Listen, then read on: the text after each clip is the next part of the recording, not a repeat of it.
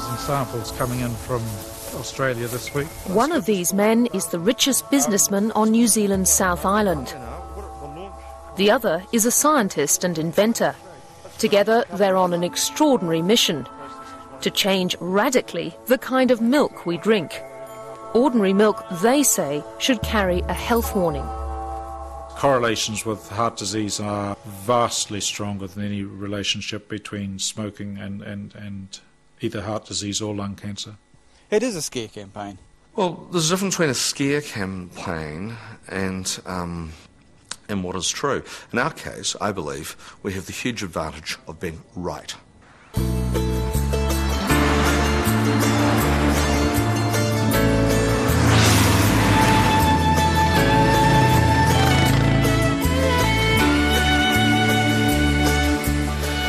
Tonight on Four Corners, a milk story, full of dairy intrigue, corporate muscle, and what happens when commercial interests take the moral high ground in health.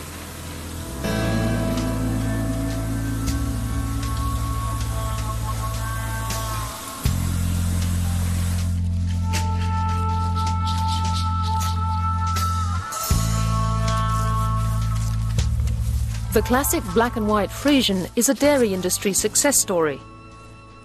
Each one has been bred to produce up to 6,000 litres of milk a year. But while these two cows may look the same, generations of breeding have created genetic differences. The one on the right produces milk known as A1.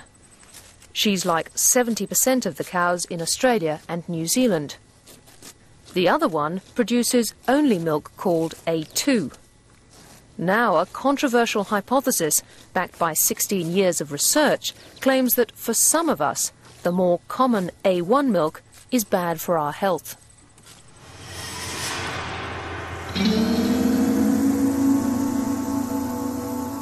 The hypothesis that only A2 milk is safe comes from Lord of the Rings country in New Zealand's South Island. In reality, vast tracts of Middle Earth now lie under the sprinkler. Here, milk is money.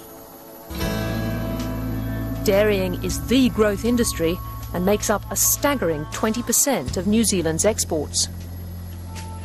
Otago is also the stomping ground of A2 milk's most powerful backer, milk mogul Howard Patterson. Myself and brother have 35 sort of large-scale dairy farms, something 35 or 40 in that range. I haven't actually counted them. And, Howard is a wonderful lateral thinker. I mean, he became the biggest dairy farmer in the world. He became the biggest deer farmer in the world. One of the biggest poultry, one of the biggest egg producers in the world. At heart, though, Howard Patterson is a property magnate with a reputation for deals that make money. Normally he avoids the media. This is his first major television interview. A2 cows are the original cows, so in all ancient herds or older herds of cattle you find them, indeed all sheep, cattle, goats, buffalo, everything's A2. What we're simply saying with A2 milk is let's test the cows, put it all back, so people can have milk as it was, you know, pure A2 milk, the original milk.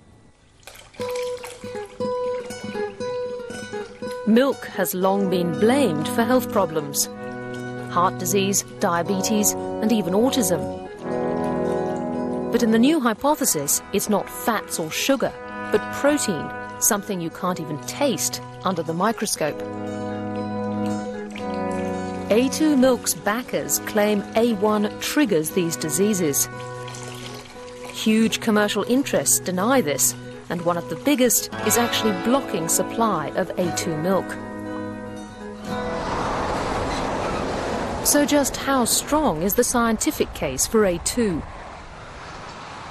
Much of the early research was driven by the old New Zealand Dairy Board, now a massive farm cooperative called Fonterra.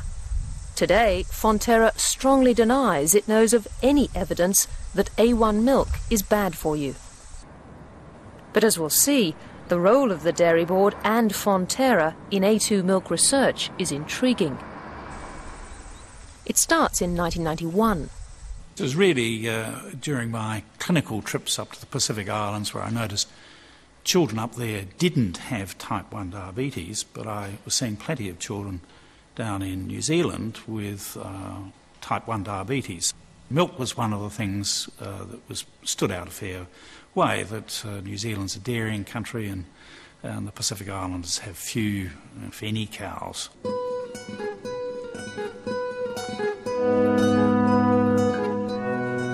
Female, okay. Paediatrician Bob Elliott took his ideas to the chief protein chemist at the Dairy Board Research Institute, Dr. Jeremy Hill. It was Hill who suggested that the type of milk, A1 or A2, might be to blame. I would not have known about the A2 caseins were it not for Jeremy and his considerable help in those early days of the research.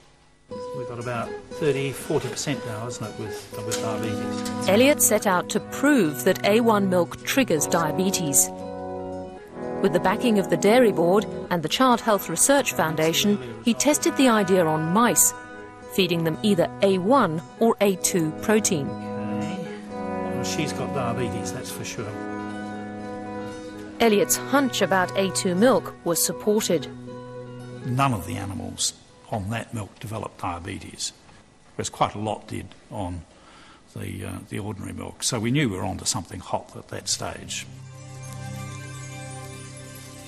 Hot enough for both the New Zealand Dairy Board and the Child Health Research Foundation to file the first A2 patent for the right to test cows and produce milk without A1 in it. What Elliott did next drew strong criticism.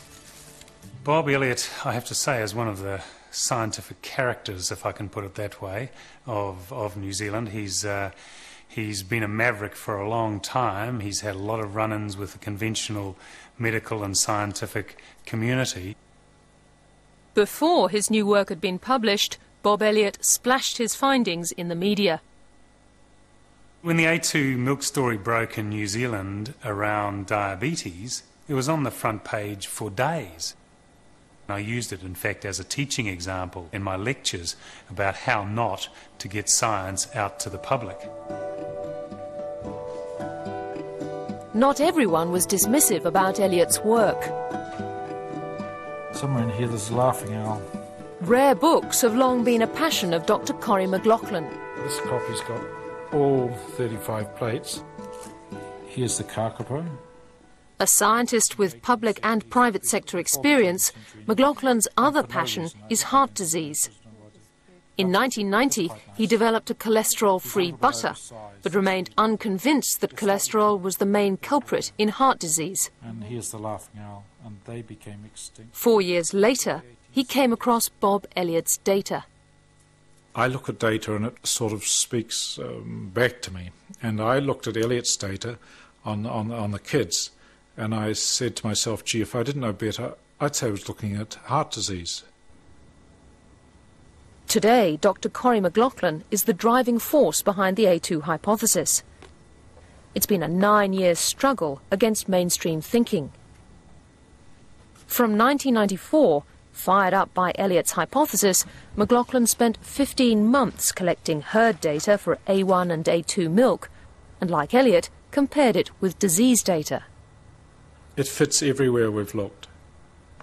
And you find a country like Finland, which has a very high incidence of heart disease and diabetes, and you look back and you find that all their cows were generated by the Ayrshire, which is a very high producer of A1 milk, very little A2. And if you extrapolate this to Iceland, for example, very high A2, production of milk, consumption of milk, very high consumption indeed, no heart disease, no diabetes.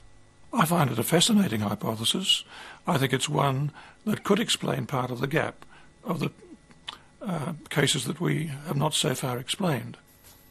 Professor Sir John Scott has spent 50 years in the field of heart disease. Many in the medical establishment write off the A2 hypothesis as